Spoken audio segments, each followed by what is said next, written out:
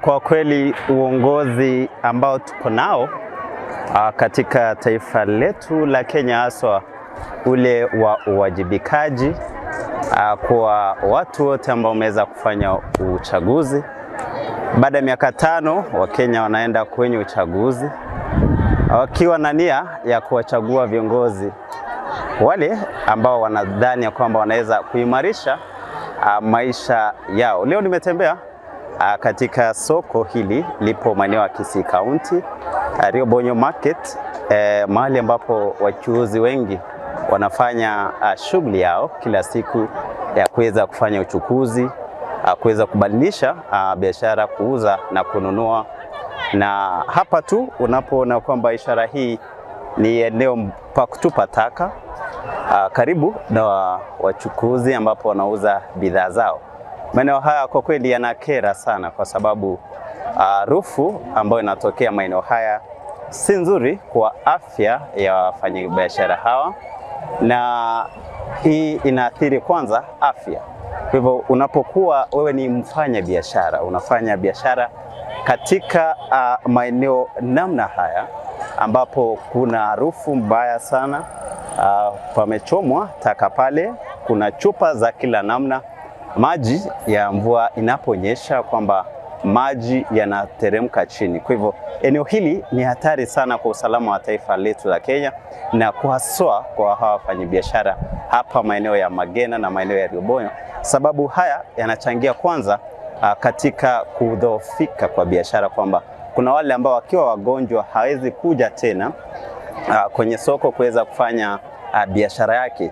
Pili, anaathirika sana kwamba anajiuliza kwamba kila siku mimi nalipa kodi, kwamba wanapita askari wa kaunti kuweza kukusanya pesa ambazo ni kodi, wengine wamefanya renting na kila namna, lakini kupitia sehemu hii inaonyesha kwamba kuna kutowajibika kwa wafanya biashara na wale ambao wanazidi kufanya hivyo. Kwa hivyo ni habari hizi tunaleta kwamba viongozi wale ambao wameweza kupewa nafasi ya kuweza kuwaongoza Wakenya, ama wale ambao wameweza kuwapigia kura, wakaweze kuangalia maeneo haya, sababu uchafu unaathiri sana biashara, na ni kutokana na biashara ambapo uchumi wa taifa unazidi kusonga mbele, na kupitia hivyo kwamba viongozi wakaweze kuwajibika zidi kuwajibika.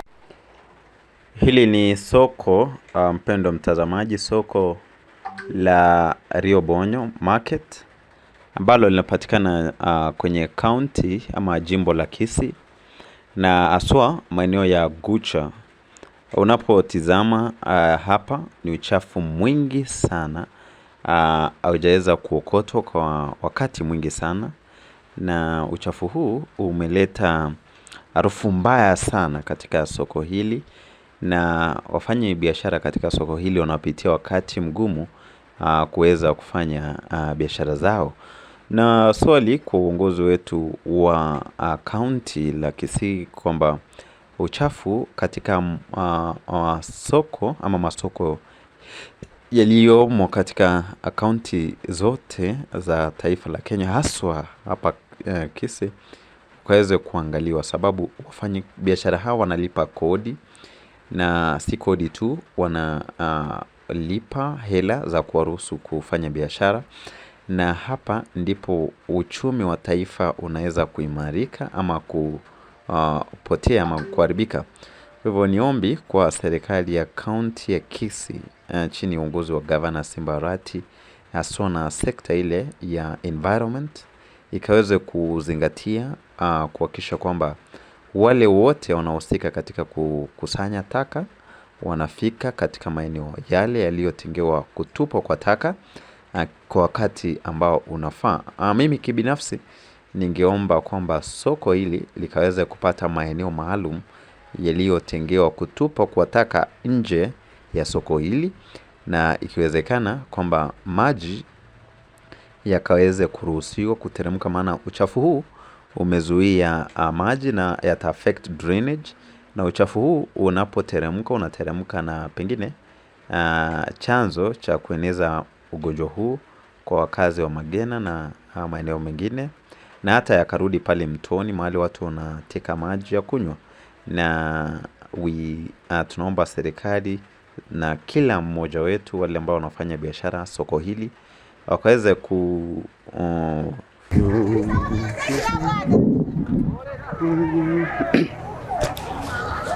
just in case you're missing it, so this is a distant place whereby we're walking in and out and seeing these in kind of many areas. Even as we've projected this area whereby there's a lot of dustbin, and even the roadside sellers who are selling in, selling out. You see animals are feeding on dirty mistakes, and after doing that, they want to be slaughtered, and after all, at the end of the day, Kenyans are going to feed on it. Once again, you can see even the kinds of marketplaces that we have, where the business people come and do their businesses, where they exchange their goods and commodities, what they sell, and even at the exchange of poor leadership. We condemning these kind of acts whereby we go to an elections after every 5 years. We do elections, we vote in leaders in expectations that they are going to change the livelihoods of our Kenyans. We are here at Chebet, and you can see just behind me is a very dirty and pathetic situation that members are facing. Even there's a bad smell and even all that. We're calling upon each and every one of you to come and bring in good leadership skills. Show good leadership. One, people pay tax. What is the essence of Kenyans paying tax when they are able to do businesses in such areas? What is the essence of we electing leaders and we having kind of these terrible situations? We look upon having more and more good places whereby you're able to do market 24/7.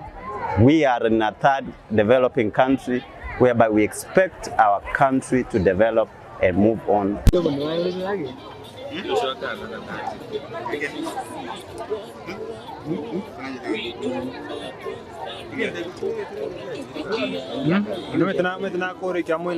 The market, it's clean, soko ni safi, mahali ambapo ninafanya biashara yangu hakuna cha kunizuia. Until we meet again, where we bring such and such. My name is Emmanuel Abosela.